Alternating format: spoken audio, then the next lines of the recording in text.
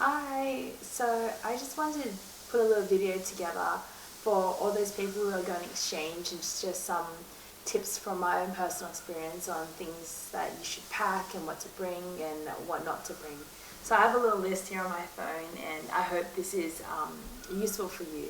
I guess it's just a quick background on myself. I went to the Netherlands for exchange for 6 months at the beginning of 2014, and it was hands down the best experience of my life, and I would definitely encourage everyone to go on one, regardless of where you go, because I think every country you'll have your own different unique experience, but at the same time you will get a very similar experience, and you experience a lot of growth and meet a lot of really fantastic people. So okay, I'll just get started. So some things to pack: you definitely need to pack your basic toiletries, and this includes some shampoo, some body wash, because you do need to remember when you're going there to live and you're not going there to travel. So having those basic essentials for when you first land will be really helpful.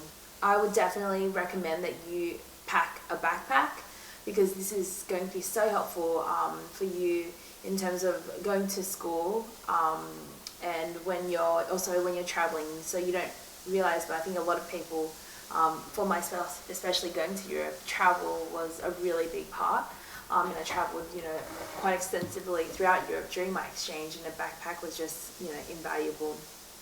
On top of that, I would recommend a travel duffel or a suitcase for those longer haul trips, or when you're going for a longer period of time, you need to pack more, and you can't necessarily fit that all in a backpack. I would also recommend you pack some photos from home and just some memorabilia for you. When you're there, you will get homesick a little bit, and sometimes you want to just look back on some photos or show your friends photos of your friends and family back at home.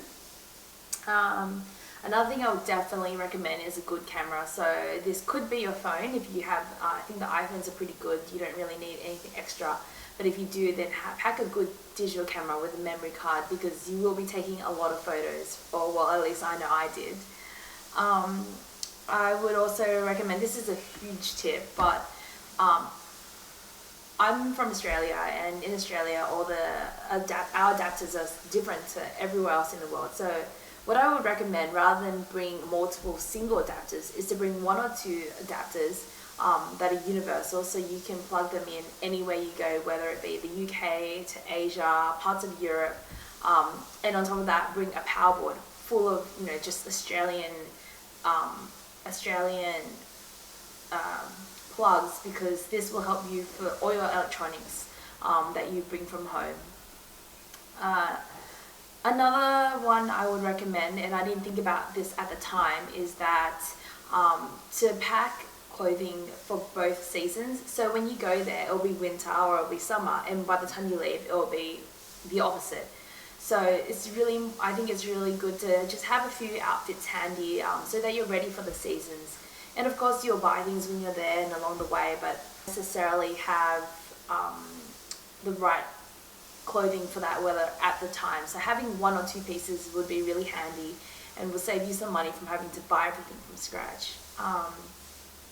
What else? For me personally, I really like to exercise, or at least do some workouts, and I think it was it's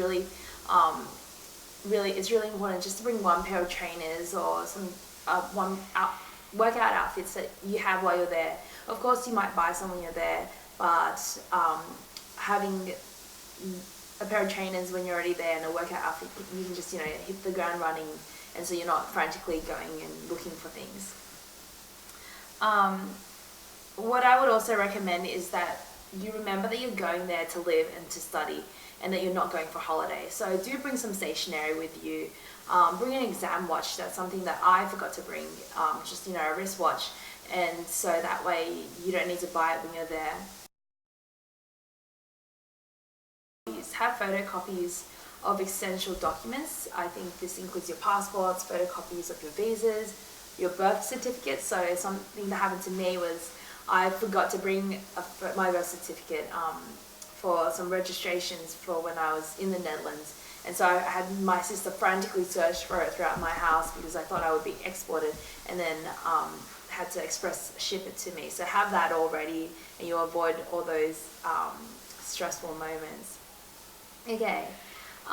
Another thing I would really recommend, and this might be more specific for being in Europe and also probably for females, but pack your cosmetics, your basic, you know, cosmetics that you'll use on a more daily basis, because in Australia anyways, and I know in the States it's the same, it's actually a lot cheaper for us to purchase it here than it is to buy it in Europe, because we get really good sales, and Chemist Warehouse and Priceline and all those stores sell your basic makeup for a really good price. That's the same goes for perfume, so bring 1 or 2 good perfumes.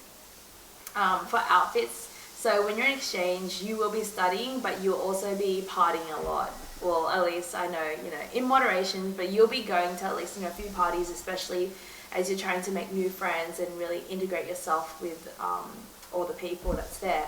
So I think it's really good to have a few party outfits packed, and also 1 or 2 pair of heels for you to wear, so that you're just ready. Because at least for me, I know when I got there, I hit the ground running and made new friends, and those, for the first 2 weeks, it was constantly going out every night, and so you don't really have that time to go out and purchase new items of clothing. And that also goes with another tip of mine, is that you should remembering that you're going to exchange that, and you're not traveling, you'll be spending a lot of money on everyday things like food, general traveling on the weekends, when you're partying, your rent, all of those things, and they really add up, and you'll end up spending a lot more money than you expect going on exchange. And at the end of the day, it'll be all worth it, but there's just some things that you don't need to spend money on and repurchase. So if you use a hair straightener regularly at home, bring your hair straightener with you. Don't expect to buy it there. Your hair dryer, same goes for that. Some items of clothing, you don't want to end up purchasing a whole range of things that that end up being quite redundant and you won't need to bring home. By the time your exchange finishes, you would have accrued so many things that you could not possibly bring it all back in the 32 kilogram limit that some airline gives you, or even 20 kilograms. And so there's some things that you would be better off saving your money, not purchasing, bringing from home, and then just bringing back as well. And so they're my key tips for how to pack for exchange and going and study. And I guess just really remember that when you're going to exchange, pack like you're going there to live, that you're moving out and you're not just going there for 2-3 weeks to travel. And I hope that really helps, and that you picked up some good tips and some things that have, I've mentioned some things you wouldn't have thought about. And if you have any questions, just let me know.